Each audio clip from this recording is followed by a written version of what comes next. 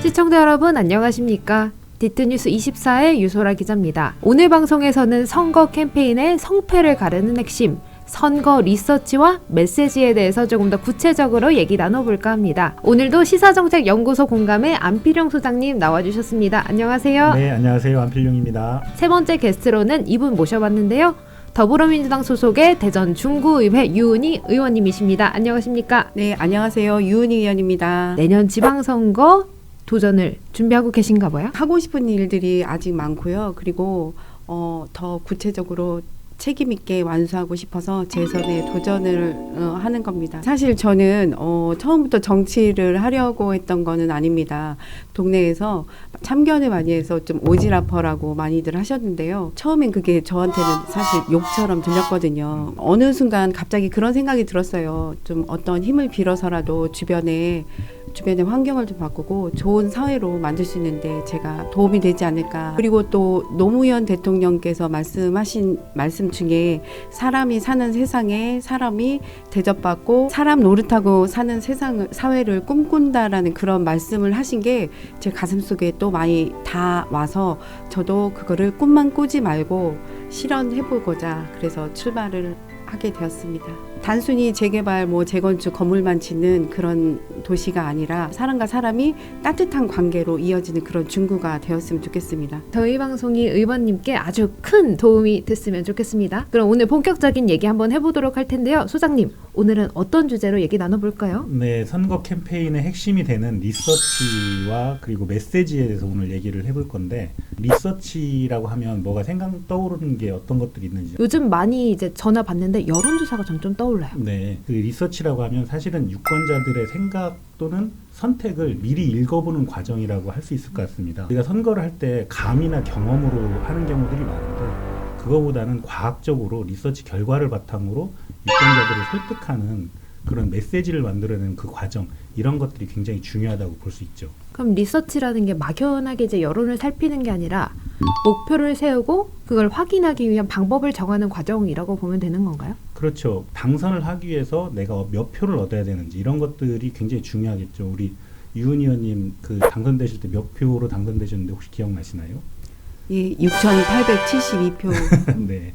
그 아마 유은 의원님은 본인 지역구에서 몇 표 정도를 얻으면 당선될 수 있다라는 그 분석이 이미 돼 있으실 거예요. 과거에 대략 한 10년 정도 선거했던 결과들을 가지고 그 정당별, 유권자별 득표율이라든지 아니면 그 지역의 선거인 수, 투표율 이런 것들을 통해서 그 목표를 정하고 그 목표에 달성할 수 있도록 준비를 해나가는 과정인데 변수가 생길 수 있기 때문에 득표율은 약간 좀 보수적으로 잡을 필요가 있어서 3에서 5% 정도에 높게 설정하는 것이 좋아 보입니다. 혹시 모를 상황에 대비해서 조금 높게 잡아놓는다 그런 말씀인가요? 그렇죠. 그렇다고 해서 너무 높은 목표치를 잡게 되면 그 돈이 자원을 효율적으로 쓸 수 없는 문제가 발생합니다. 그래서 현실적으로 가능한 목표를 설정하는 것이 굉장히 중요합니다. 나에게 표를 줄 수 있는 유권자들을 분석하는 과정들도 굉장히 중요합니다. 어떤 특정 지역에서는 특정 정당의 득표율이 높게 나타난다. 이거를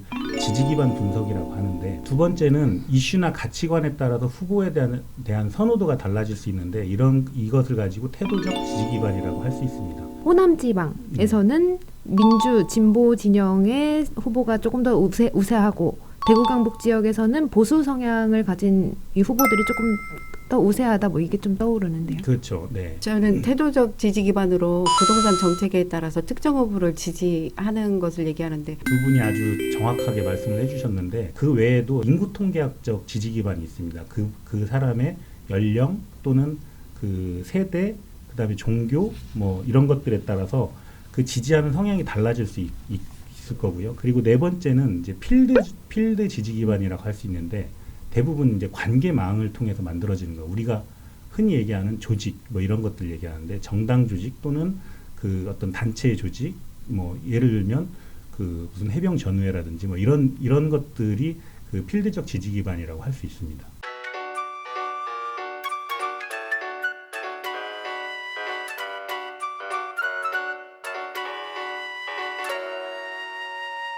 근데 이 지지 기반을 분석하는 것 외에 이런 정보를 얻으려면 여론조사나 인터뷰 같은 그런 방법들이 필요할 것 같은데 그게 바로 방법에 따른 리서치라고 할 수 있는데 방법에 따른 리서치는 정량적 분석과 정성적 분석 두 가지로 나눌 수 있습니다. 정량적 분석에 그 가장 많이 쓰이는 것이 지금 말씀드렸던 여론조사인데요. 여론조사는 지지도나 관심사 등을 숫자로 표현해서 확인하는 그 과정이라고 볼 수 있습니다. 사실 여론조사는 정답을 주는 게 아니고 그 후보자가 어떤 위치에 있느냐를 나타내주는 일종의 내비게이션 같은 역할을 하는 거거든요. 그래서 여론조사를 할 때 어떤 방식으로 묻느냐 또는 어떤 것을 목표로 물어보느냐에 따라서 여론조사 결과가 달라지기 때문에 다양한 방법들도 존재할 수 있습니다. 네, 소장님, 이 여론조사를 하는 비용도 만만치 않을 것 같은데 정량적 방법에서 여론조사 말고 또 다른 방법도 있을까요? 소수의 그 샘플을 정해서 그 많은 질문을 해가는 방법인데 이 방법을 Q 방법론이라고 하는데